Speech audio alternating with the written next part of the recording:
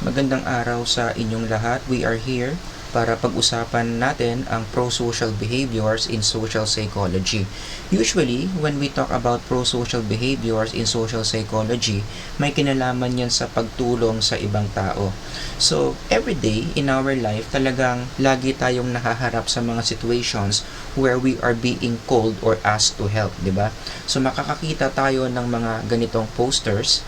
So, every time we see these calls for help, ano ba yung mga madalas nating nararamdaman, and more importantly, how do we respond to these calls for help?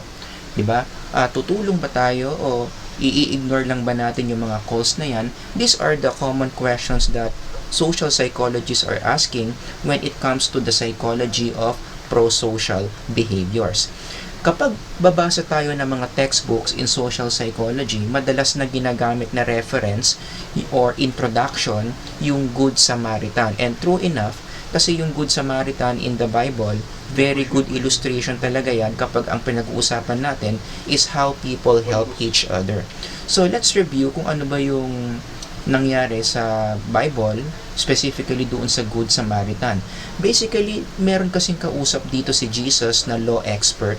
Tinatanong si Jesus kung ano raw ba yung dapat niyang gawin for him to have eternal life. And then Jesus asked him, what does the law say? So yung law expert, sinagot niya yung popular passage na love the Lord your God with all your heart, soul, strength, and mind. Love your neighbor as yourself. Sabi ni Jesus, tama naman yung sinabi ng law expert. But the law expert, meron siyang follow-up question. Ano daw yung, o sino ba raw yung neighbor na sinasabi doon sa passage? Who is my neighbor? From there, dito na nagkwento si Jesus ng Good Samaritan. A man was going down from Jerusalem to Jericho and he was attacked by robbers. They stripped him of his clothes, beat him, and went away, leaving him half dead. A priest happened to be going down the same road, and when he saw the man, he passed by on the other side. So too a Levite, when he came to the place and saw him, passed by on the other side. So yung parehong taong yon, yung Levite pati yung priest, iniwasan yung daan na patungo doon sa taong nangangailangan ng help. But a Samaritan, as he traveled, came where the man was, and when he saw him, he took pity on him. He went to him and bandaged his wounds, pouring on oil and wine. In other words, ginamot niya, binigyan niya ng first aid. Then he put the man on his own donkey, brought him to an inn, and took care of him. The next day, he took out 2 denarii and gave them to the innkeeper. Binigyan niya ng pera yung innkeeper. Look after him, he said, and when I return, I will reimburse you for any extra expense you may have. So, gastusin mo yung kailangan gastusin para sa taong ito, at pagbalik ko, papalitan ko yung ginastos mo. Verse 36, which of these 3 do you think was a neighbor to the man who fell into the hands of the robbers? Ang sagot ng expert of the law, the one who had mercy on him. Jesus told him, go and do likewise. So, ang sagot doon sa katanungang, who is my neighbor? Ang sagot po doon, lahat ng taong nangangailangan. So, when we see a person who is needing our help, sinasabi po ng Bible na yun ang ating neighbor na dapat nating tulungan. Now, let's start with this basic idea on the psychology of helping. Helping is good for the mind. Sabi nga po ng isang author, no, helping one person might not change the whole world, but it could change the world for one person. Ang pagtulong po sa ibang tao, dalawa po ang nagbe-benefits niyan. Una, syempre yung taong tinulungan mo. Pangalawa, yung taong tumulong. Like for example, meron pong isang study na isagawa. They discovered that those people who are depressed, kapag sinabi mo silang tumulong, pag sinabihan mo silang tumulong sa ibang tao, yung kanilang level of depression po ay bumababa. In the same way, yung mga tao naman na nakaka-sense that people are helping them, nagkakaroon po sila ng boost in moral, gumaganda po yung kanilang subjective well-being. In other words, wala po tayong katalo-talo when it comes to helping. It is good for the person giving the help, it is also good for the person who is receiving the help. Kaya nga po araw-araw in our life, no, lagi po tayong nahaharap sa mga situations where we are being called to help. But unfortunately, marami po mga tao mukhang hindi willing to respond to these calls for help. Kaya nga po in this chapter, in social psychology, we are going to talk about when do people help or when do people not help. Or, kung i-apply po natin yung mga questions na yan, how do you make people help others? Ano ba yung mga pwedeng paraan, mga psychological techniques para ma-encourage yung mga tao to respond to people who need help? Yan po yung pag-uusapan natin in this chapter. Let's start with factors that the mind is less likely to help. Kailan po ba yung mga situations that our mind mas hindi siya tutulong? In what situations? Number one, sabi po ng mga research, when people or when there are many people around. So ironically, kapag maraming tao ang nakakita sa isang situation na nangangailangan ng tulong, mas hindi sila tutulong. Dito po nanggaling yung very popular na bystander effect. Diba? For those of you who are familiar with bystander effect, it says that if there is an emergency situation, tapos maraming tao ang nakakita, mas walang tutulong.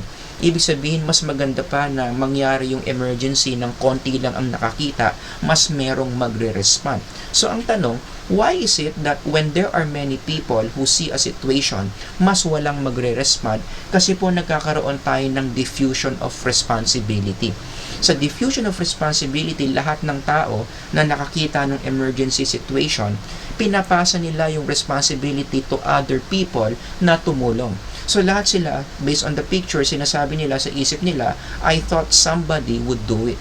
So can you imagine, yung 10 tao, nakakita ng isang taong hinimatay sa public place, lahat sila yun ang iniisip. Siguro meron ng tumawag ng tulong. Yung isa yun din iniisip, siguro meron ng tumawag ng tulong. Yung isa yun din ang iniisip, siguro may tumawag na ng tulong. All of them, lahat silang 10, yun ang iniisip. Ang ending, wala tuloy nag-respond. Yan po yung tinatawag nating diffusion of responsibility. Based on this diffusion of responsibility, meron po tayong isang implication na pwedeng matutunan about how the mind works. Our mind has the tendency to move away from responsibility. Yan po yung default ng ating pag-iisip, no? By nature, ang mga tao, ayaw po nila ng additional responsibilities. Now, don't get me wrong. Hindi ko po sinasabing ang mga tao by nature irresponsible. We are willing to take responsibilities. In fact, it's good for our mind to have responsibilities. Pero medyo hirap lang po yung ating mind when we are trying to fulfill additional responsibilities. Malamang sa malamang kontento na po tayo na gawin yung mga binigay sa ating responsibilities. Kaya kapag meron kang idadagdag na responsibility sa isang tao, medyo hirap po yung mind to assume that responsibility. At kapag nangyari nga po yan, yung moving away from responsibility in our minds, no? Yan po yung nagiging dahilan why people are not helping out.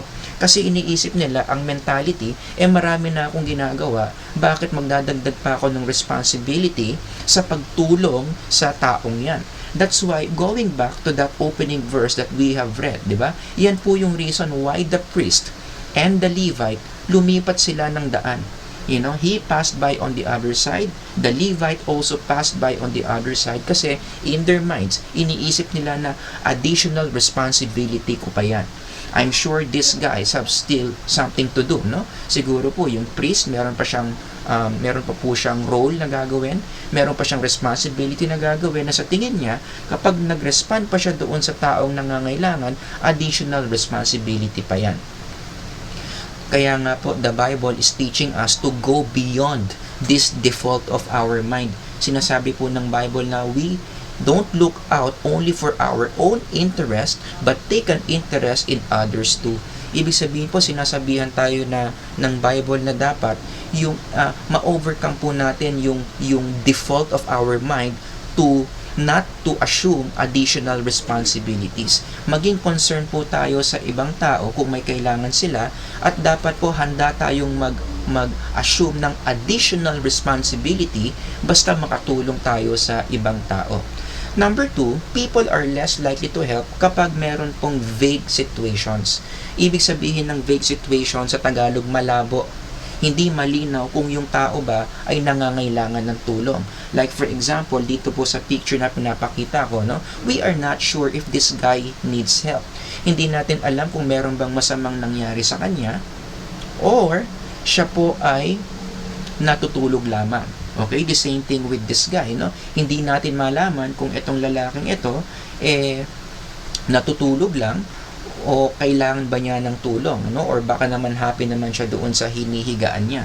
So in these situations, our mind is less likely to help kasi hindi niya ma-clearly interpret that somebody needs help. Kaya nga po, another implication na pwede nating matutunan dito is that our mind is conditional in helping. Nag-iisip muna tayo kung kailangan ba ng ibang tao ang help bago natin sila tulungan.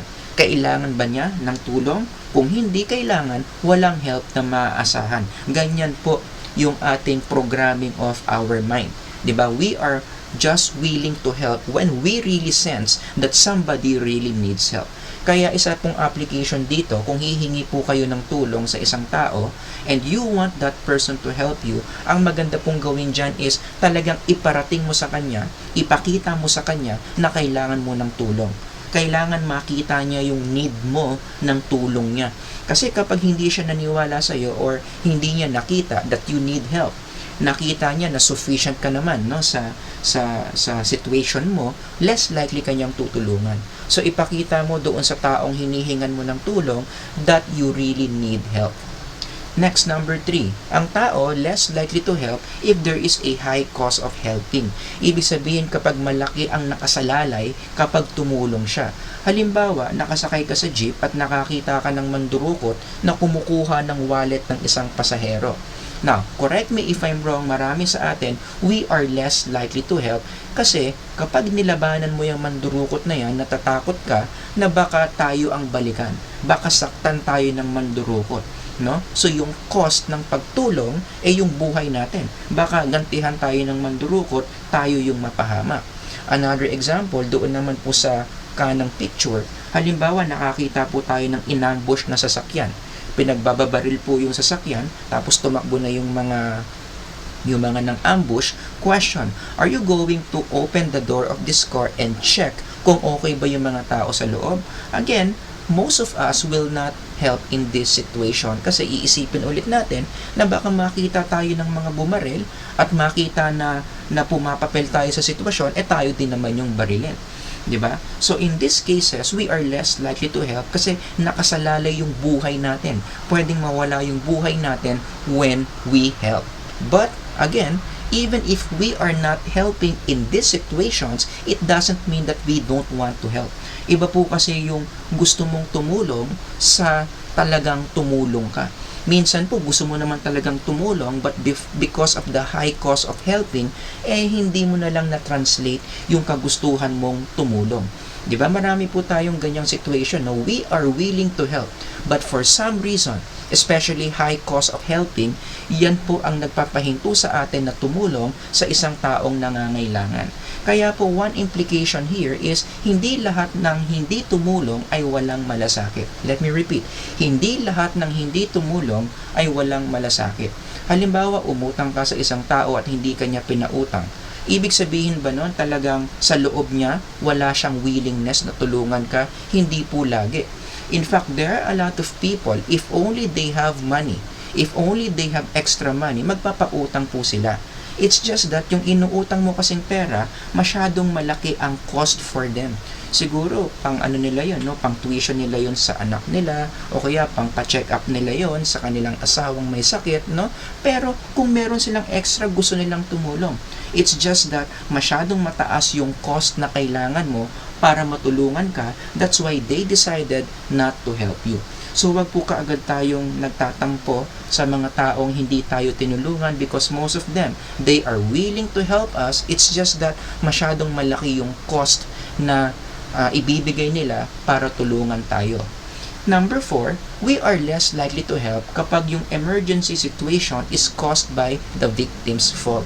Halimbawa po, nakakita kayo ng isang mama na paggewang-gewang sa kalsada hanggang napaupo na siya at napahiga sa lasing. Are people more likely to help that person? According to research, people are less likely to help. Bakit hindi tutulong yung mga tao doon sa taong lasing? Kasi ang mentality natin dyan, iisipin natin na ginusto niya ang malasing, pinili niya ang malasing, kaya dapat matuto siya ng leksyon. Hindi natin to dapat tulungan kasi pag tinulungan natin to, ang mangyayari dyan, hindi siya titigil sa kanyang paglalasing. Kasi iisipin niya na tuwing malalasing siya, meron namang tutulong sa kanya, di ba? So another implication that we can learn here is, alam niyo po, ang pagtulong ng tao, pinag-iisipan po natin yan.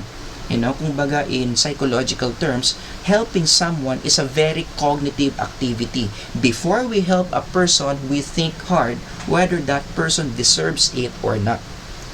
And again, just like yung sinabi ko po kanina, kapag na-sense natin na hindi niya kailangan ng tulong, o hindi niya kailangan ng tulong galing sa atin, or hindi siya deserving ng tulong natin, then we are less likely to help.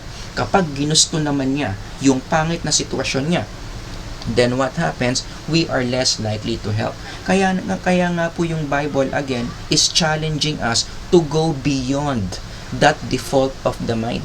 Tinuturuan tayo ng Bible na dapat mag-offer pa rin tayo ng tulong kahit na hindi deserving ng tao yung tulungan. 'Di ba sabi nga po sa Book of Luke, pray for those who mistreat you. Yung pagpe-pray po para sa isang tao is a form of help. Ministreat ka nga niya, Ministreat ka niya, so bakit mo siya tutulungan by praying for that person? Again, the Bible is destroying the default setting of the mind. Dapat ang pagtulong natin hindi nakadepende if the person deserves to be helped or not. Kahit hindi logical, tumulong ka. That's what the Bible is trying to teach us. Now, punta naman po tayo doon sa pangalawang side, the other side of the coin. Ano naman po yung mga situations where people are more likely to help? Number one, when there is a presence of a model. Ibig sabihin po sa Tagalog, merong nagsimulang tumulong. Usually, ang hinihintay lang po ng mga tao para tumulong, meron pong isang tao na unang tutulong. Going back to my example on bystander effect, imagine niyo po na nangyari ito sa tunay na buhay, merong bumulagta sa isang street, 10 tao ang nakatingin. Kailan magre-respond itong mga taong ito if, for example, doon sa 10 tao na yon, merong isa na talagang tumulong doon sa taong hinimatay, most likely yung siyam na nanonood, tutulong na rin po. Ganyan po ang ganyan po ang programa ng ating mind, We are more likely to help, we are more motivated to help kapag nakakita na tayo ng iba pang tao na tumutulong din. Kaya nga po one application dito is napaka-effective po ng mga artista in motivating other people to help. In fact, hindi lang po artista, kahit sinong mga tao na mataas ang impluwensya. For example, yung mga vloggers, yung mga influencers sa social media, when they model helping, kapag sila po mismo ang nagpapasimula ng pagtulong, marami pong tao, lalong-lalo na po yung mga followers nila, they are more likely to also help. Kasi yung fina-follow nilang tao, tumutulong din. So that's one effective way how to make people help. Pili po tayo ng isang influencer and that influencer will be the one to start the behavior of helping. Number 2, ang tao po more likely to tulong kapag feeling niya competent siyang tumulong. Halimbawa, meron pong emergency situation, merong inaatake sa puso sa eroplano. Question, yung mga tao po na nasa eroplano, are they going to help the person who is having a heart attack? Ang sagot is less likely. Kasi maraming mga tao, they don't feel competent how to handle the situation. Hindi naman sila marunong kung anong gagawin kapag merong inaatake sa puso, Pero, ang isang taong merong background sa medicine, halimbawa, doktor siya, merong inatake sa puso sa eroplano, most likely that person, siya po yung tutulong, siya yung re-respond. Bakit? Kasi meron siyang competence to respond to the person having a heart attack. So, napakahalaga po na dapat ang tao ma-feel niya na competent siya para ma-engganyo sila to help other people. Kaya nga po, ang isang application po dito is when we ask people to help, kinakailangan i-equip natin yung mga tao o turuan natin yung mga tao kung paano sila makakatulong. Kasi po minsan, maraming mga organizations, humihingi po sila ng tulong, pero hindi nila sinasabi how people can help them. In those situations, ang nangyayari, yung mga tao po tinatamad na tumulong kasi hindi pa nila alam paano tutulong. So, every time that you make an ad, for example, asking people to help, isang application po dyan, ilagay natin doon sa ad kung ano ba yung mga steps na dapat gawin para makatulong yung mga tao. So, maglagay po tayo doon ng contact person, maglagay po tayo doon ng contact number, or maglagay po tayo doon ng bank account para alam na ng tao kung anong gagawin. Para meron na silang competence, alam na nila kung anong gagawin nila para makatulong. Number 3, people are more likely to help kapag sila ay nasa good mood. Kasi po, di ba, yung ating pagtulong sa ibang tao, minsan po nakadepende rin po yan sa ating present na pakiramdam. So, for example, if we feel depressed, if we feel bad, or if we are having a bad day, less likely po tayong tutulong kasi yung bad mood po, nakaka-focus po yan sa sarili. Studies show that when people are experiencing bad moods or bad emotions, yung mind po natin nag-o-overfocus po sa ating sarili, which makes us less likely to help. Pero kapag ang tao po maganda ang mood, meron pong tinatawag na sa psychology na broaden and build theory, isinasabi lang po doon na kapag tayo po ay maganda ang mood, yung ating concern, yung ating awareness, nag-e-expand po sa ibang tao. So when we are in the good mood, ang nangyayari po, nagiging concern tayo sa mga kailangan ng iba, then we are more likely to help. Kaya one application here, kung gusto po nating makatanggap ng maraming tulong, pagandahin po muna natin yung mood ng mga tao na hinihingan natin ng tulong. Kapag nagawa po kasi natin yan successfully, napaganda mo yung mood ng mga taong hinihingan mo ng tulong, tumataas po yung chance that those people will help you. Number 4, the helper can identify with the victim.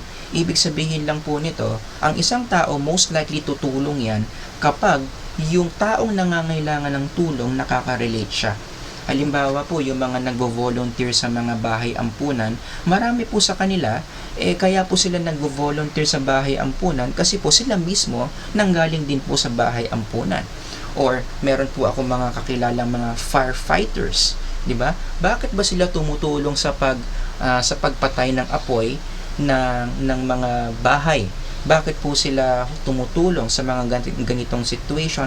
Kasi po sila mismo na-experience nila ang masunugan ng bahay. So when people can relate, when people can see themselves to those people na nangangailangan ng tulong, most likely tutulong po sila. And number 5, ang mga tao po, most likely tutulong po yan kapag naka-experience sila ng natural calamities. Lalong-lalo na po yung mga matitinding mga kalamidad, no?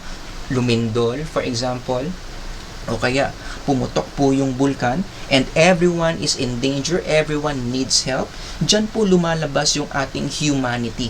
Kung baga, ang tawag nga po nila dito is human nature, no? Human nature po natin talaga na mag-respond sa mga taong nangangailangan, especially kapag na-sense natin na lahat ng tao sa sitwasyon na yon nangangailangan ng tulong. Okay, tulad nga po ng mga malalaking mga calamities tulad ng pagputok ng bulkan, naalala po natin dito sa Pilipinas, nung pumutok po yung bulkang Taal, talaga naman po ang mga tao, nagtulungan po sila sa isa't isa para mag-improve yung kanilang condition. Sila po ang nagtutulungan. Di ba po sa Tagalog, meron po tayong kasabihan na ganyan, no? Sino-sino ba naman ang magtutulungan kung hindi tayo-tayo lang din? In fact, that's very human nature.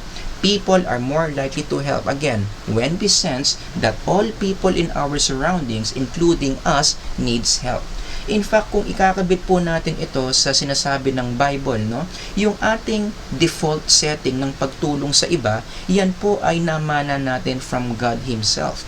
Kasi po isang nature ng Diyos, isa pong characteristic ng Diyos, talagang nasa nature po niya ang mag-respond sa mga needs ng tao. So, kaya nga po sinasabi niya sa Bible, no, lagi po yan ang description sa kanya that God is a God who gives help to those people in need. Sabi nga po dito, don't panic because I am with you. There is no need to fear. I will give you strength. I will help you. I, your God, have a firm grip on you and I am not letting go. Nasa nature po niya yung tumutulong sa iba. At namana po natin yan, yung ganyang nature when He created us in His own image. Namana po natin yan spiritually from our Creator. Kaya po, kahit sinong tao, regardless of what culture, talagang pag na-sense natin na ang ating kapwa nangangailangan ng tulong, most likely, we are going to respond. Unless na lang po kung merong mga special na mga conditions like meron pong sira ang pag-iisip, no?